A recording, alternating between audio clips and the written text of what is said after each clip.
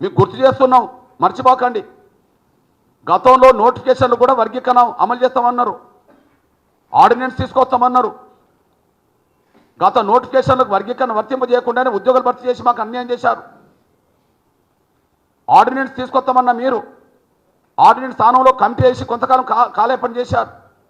ఇప్పుడు కమిషన్లు అంటూ కాలేపన జరుగుతుంది. ఈలోపు ఉద్యోగాలు భర్తీ అవుతున్నాయి వర్గీకరణ లేకుండానే. అంటే మాకు ఉద్దేశపూర్వకంగా మాకు నష్టం జరుగుతుంది మీ ప్రభుత్వంలో. దానికి నైతిక బాధ్యత వహించాల్సింది మీరవుతారు.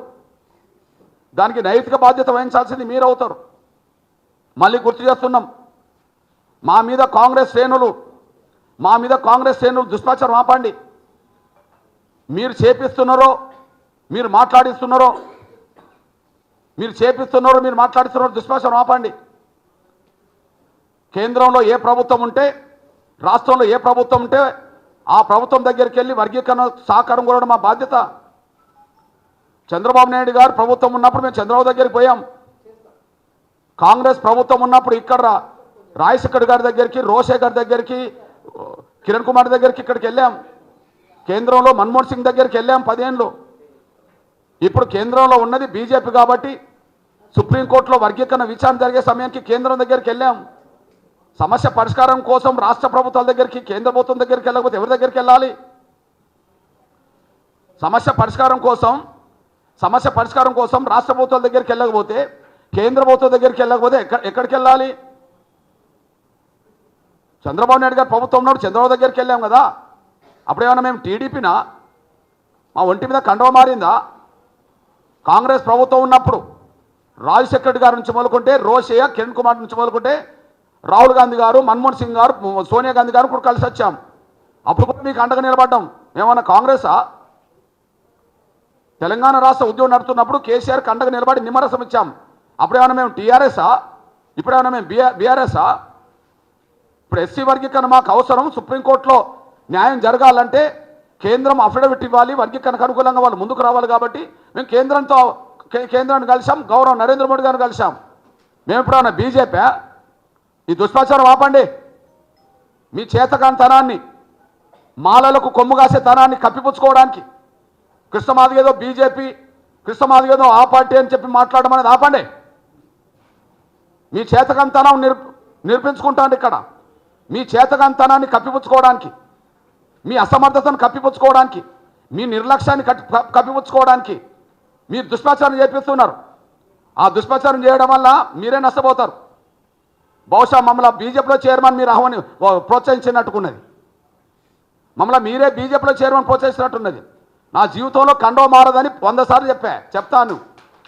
నా జీవితంలో కండవ 30 ఏళ్ళుగా కండవ మారింది లేదు, కండవ మారేది కూడా లేదు. మేము ఆ కమిట్మెంట్ ఉన్నది. 30 ఏళ్ళుగా మాకు కండవ మారింది లేదు, రేపు మారేది లేదు. కండువాలు మార్చుకున్న వాళ్ళందరూ కలిసి ప్రభుత్వాలు నడుపుతున్నారు. పండుగలు మార్చుకునే వాళ్ళందరూ మంత్రులు అవుతున్నారు. కండువాలు మార్చుకునే వాళ్ళందరూ ప్రభుత్వాలు నడుపుతున్నారు, మంత్రులు అవుతున్నారు. మా ఒంటి మీద కండువ మారలేదు కాబట్టి ఉద్యమకారులు ఉన్నాం ఇప్పటి వరకు. భవిష్యత్తులో కూడా ఉద్యమకారులుగానే ఉంటాం, సమాజం కోసం పాటు పడతాం. మా మీద ఒక్కసారి విమర్శ చేయదలుచుకుంటే, మా మీద ఒక ఆరోపణ చేయదలుచుకుంటే అవి సూటిగా అవి 100 రేట్లు మీకు తగులుతాయి, మాకు తగులవు.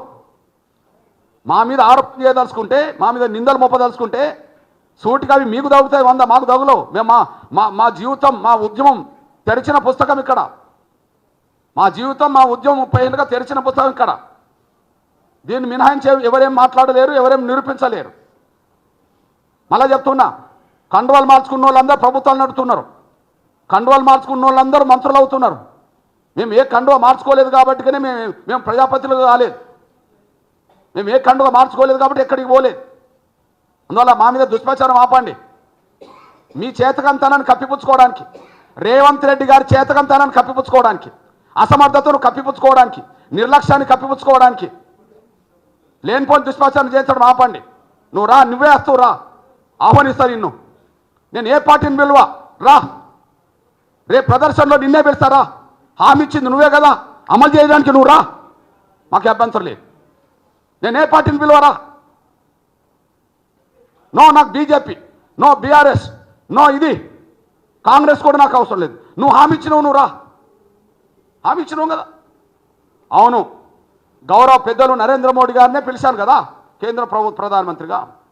ఒక ఆయన వచ్చాడు కదా, అంతకుముందు చంద్రబాబు నాయుడు వచ్చాడు కదా మా మీటింగ్కు, అంతకుముందు రాజశేఖర్ గారు వచ్చాడు కదా మా మీటింగ్కు.